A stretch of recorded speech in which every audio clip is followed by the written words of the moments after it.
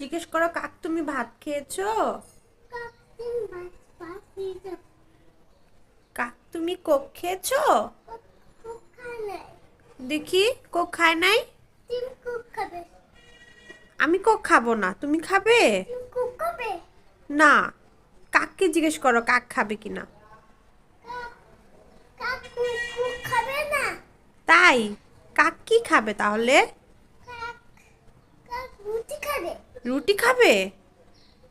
ও ও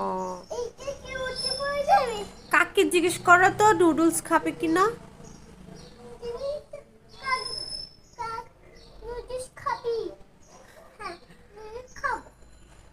খাবে? আচ্ছা, ঠিক আছে, কাক তোমাকে নুডলস রান্না করে দিব।